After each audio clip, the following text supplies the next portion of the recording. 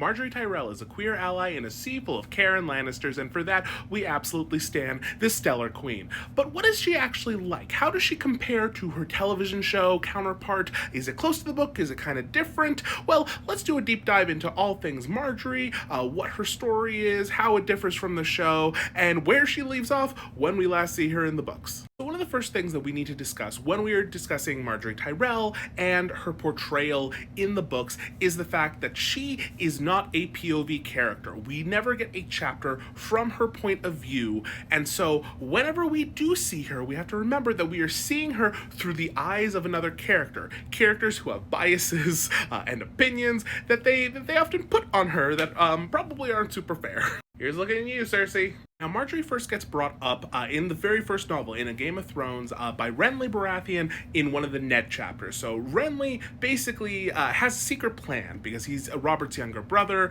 He's not a fan of Cersei and, the Lannister dominance. And he also has his boy toy, Loras Tyrell. So he wants the Tyrells' stock, if you will, to go up in King's Landing. And so he wants to marry off Margaery to Robert Baratheon. Now, I don't always say that I'm grateful for Cersei for obvious reasons because, she's Cersei, but I will say I do appreciate the fact that she helped take out Robert before that could happen because, boy, does this girl not deserve to be married to that man either. Now, obviously, that falls through, but Mace Tyrell, Margaery's father, will not be deterred because he ultimately wants his daughter to be queen. He wants to make that happen. So when Robert dies and the War of the Five Kings breaks out, he picks a side where, he has an in and he thinks they're going to win. And that's Renly, of course. So Renly is not the next Baratheon in line, even if you do consider Joffrey to be illegitimate. Like, he is, but, the realm as a whole doesn't believe it, so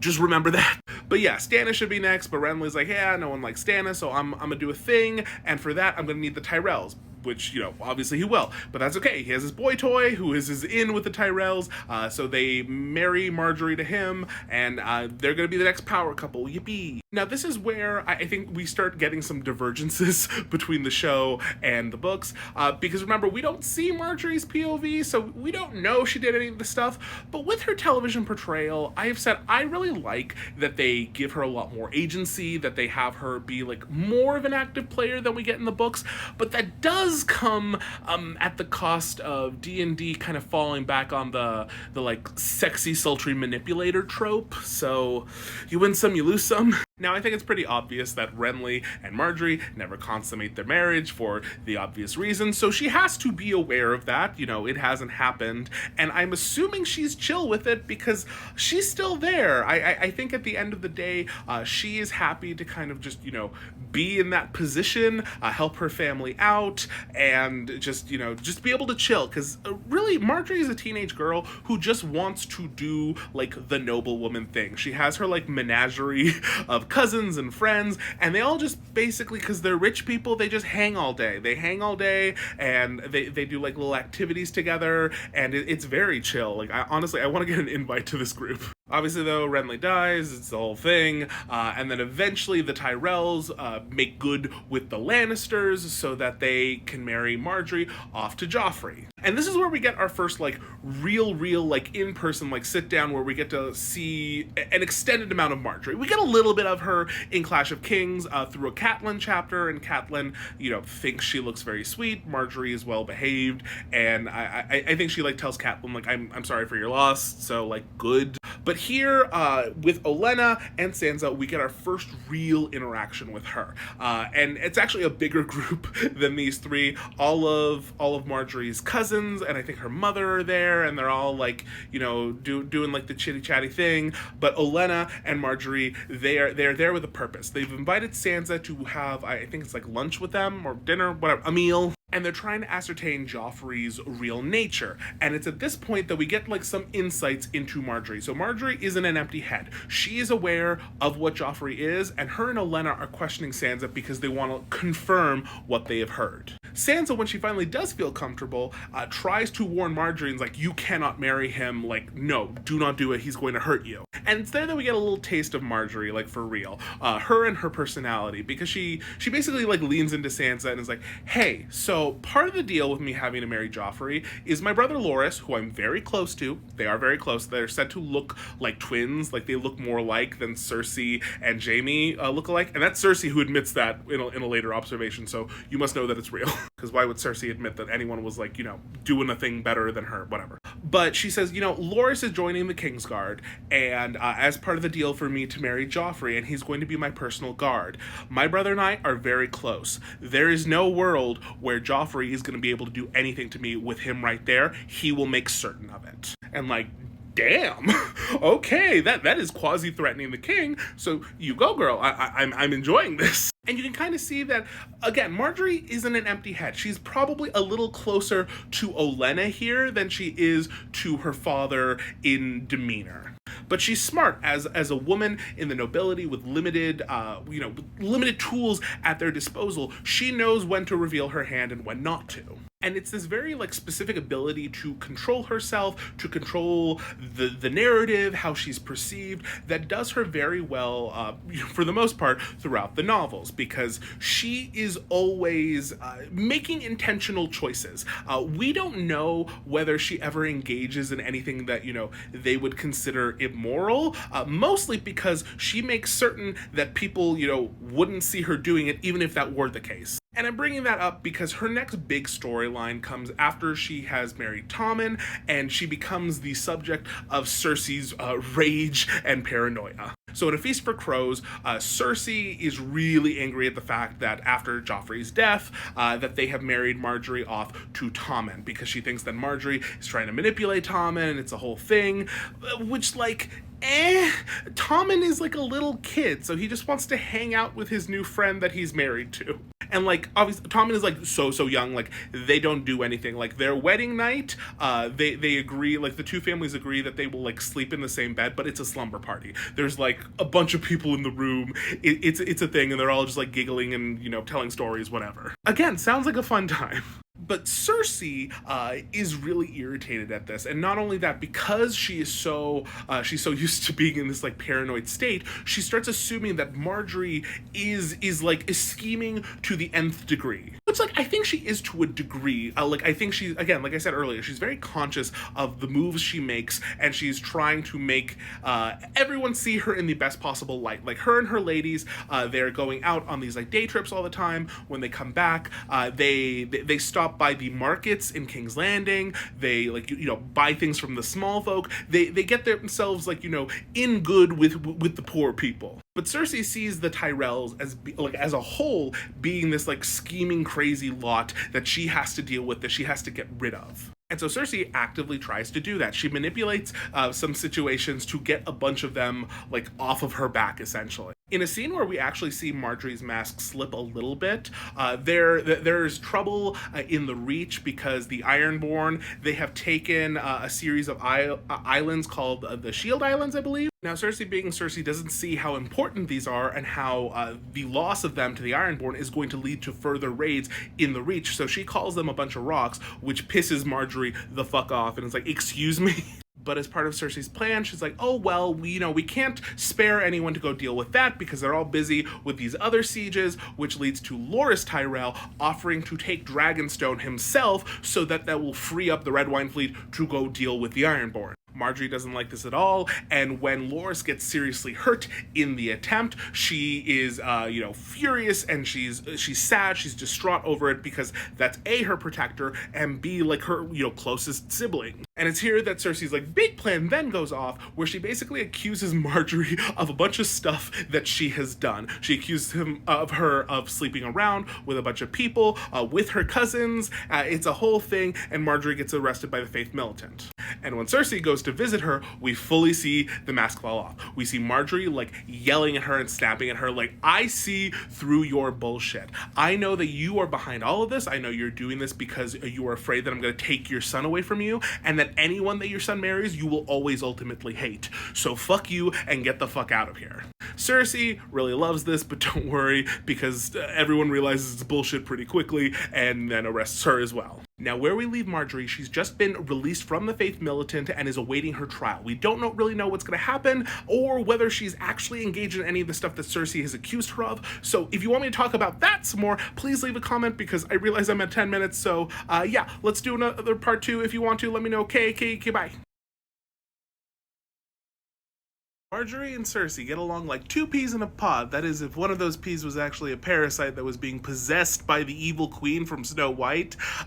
Yeah, they don't get along. I lied. Now, they do not get along to such a degree. Well, I should say, Cersei doesn't get along with Margaery. Margaery, I don't think really cares. But Cersei hates Margaery to such a degree that she has concocted this ridiculous, insane scheme to accuse Margaery of about 1,000 crimes all at once, so as to have Margaery arrested, thrown in prison, and hopefully, so that she gets to have Tommen all for herself.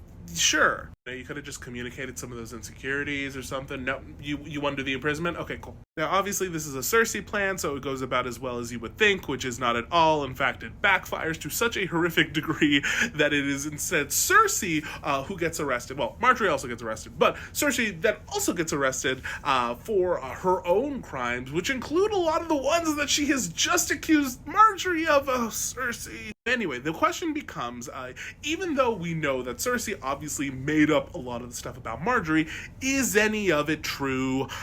Maybe. Now, in part 2 of our Margaery deep dive, let's discuss the validity of the accusations that Cersei throws against Margaery. Now, obviously, as we've kind of established, Cersei makes up a lot of shit. It's very random, and it's very just excessive in its scope, because she accuses Margaery of basically sleeping around with like 10 different men of the court, with having Pycelle provide her with moon tea so that she doesn't have, any unwanted issues from sleeping around with all those men, etc., which obviously no, she didn't do that with the people that Cersei is accusing her of. But has she done anything in her time? Well, we aren't exactly sure. There are arguments for it and there are arguments against it, so let's take a look at both sides of this and see where we, ultimately fall. Now let's examine the arguments for her actually committing some of those crimes. Now, I think that there are probably two big pieces of evidence that people point to, both like in real life and in the text, for the reasons why she might have actually done some of it, and they involve one, the behavior of Mace Tyrell and the Tyrell army, and then two, an inspection done by some septas, the nuns of the Faith Militant, on Margaery. So the first piece of evidence that she might have actually done something comes from actually the aftermath. So after she is accused and is arrested, and then after Cersei's also subsequently arrested for her own set of crimes that, again, suspiciously match the one that Margaery is being accused of. Cersei, you really could have done a better job of accusing her of stuff that you haven't just done yourself. But I digress. But anyway, so after all of that goes down, Margaery actually does get released. And that's because the Tyrell army and basically like most of the armies of the Reach march on King's Landing and set up camp there. And so because in the aftermath of Cersei getting arrested, and then a bunch of the people who she had compelled to confess to the crimes that Margaery is being accused of recanted and said like, hey, we didn't actually do that. Sorry, Cersei made us. But even with all that, the Faith Militant like still doesn't want to like fully like dismiss it all, but they say like, okay, we will compromise. We're still gonna have a trial because she still needs to be tried to make sure, blah blah blah. But we will release her into your custody until the trial happens. And so they release Margaery into the custody. I think it's Randall Tarley. I think he gets there before like the rest of Mace Tyrell's army does. But even after they release her, the Tyrell armies, even though they have left active battles, so there was a siege of Storm's End that I think Mace Tyrell was at, and Randall Tarley was doing something, I think, in the Riverlands. Don't quote me. But even though there are stuff to do, they are staying put. They're waiting in King's Landing, and even though all of the people who have accused Margaery of stuff have recanted, so you would think that, there really isn't anything left to throw at her and she's going to get off, they aren't budging. And Kevin Lannister, who I will say is a pretty smart Lannister, notes this, and in his head goes like, okay, if she isn't, if none of these claims are valid, why are you guys hanging around to the degree that you are? You won't need to if she's obviously going to get off. So I wonder if, she might have actually done some of this stuff and you are actually worried. And if someone was going to know, her family being aware, I don't think it's a huge stretch. Now, the other pro her, engaging in stuff argument comes from, like I said, an inspection that was done by Septas, in which shortly after she was arrested, but before Cersei was arrested, they checked her down below, and they said that her maidenhead was not intact. Now, I know what anyone who possesses those parts is going to immediately want to type in the comments, and I agree. So for anyone who doesn't know how that, downstairs stuff works, a maidenhead not being intact doesn't actually mean that Margaery has been sleeping around, because that can happen for any number of reasons that have nothing to do with doing the do. Since it seems like I have fully gone over to the arguing against it side, let me just say, one thing that Margaery is known to do and to love to do, and has done since she was a very young girl, is she loves horseback riding. She loves riding her horses. She loves riding through the forest with all of her friends, or her cousins, and her whole royal posse. That's a thing that they do constantly, most days. And once again, anyone who knows how business down there works, horseback riding is notorious for sometimes causing, that. I don't know which words TikTok isn't gonna like, so I apologize for dancing around, and I also don't like saying maidenhead this many times, but let's just say riding a horse a lot can cause your maidenhead to not be intact, so there you go. There is a very legitimate and obvious explanation right there. Now, this all leads me to be of the opinion that I don't actually think that Margaery has engaged in really any of the activities that Cersei is accusing her of, and again, not the specific ones, but just in general. I don't think Margaery has really slept around. I don't think that that's just really her MO. She seems like she's very happy always being around her little posse, and I think it would make it very difficult for her to be engaging in anything with this group of young women around her at all times. Which I think leads to a very interesting discussion about how the show portrays Margaery and how this kind of matches up with book Cersei's image of her. Someone put that in a comment a while ago in a very old Margaery video of mine, but where they basically said that it's funny because show Margaery almost feels like what Cersei thinks Margaery is in her head. And I kind of agree, because Cersei thinks that Margaery Tyrell, and really the Tyrells in general, are this crazy scheming bunch, and there's always they're trying to subvert her, and they're working against her, and they're all just as sleeping around as she is, and that's, I don't think, true.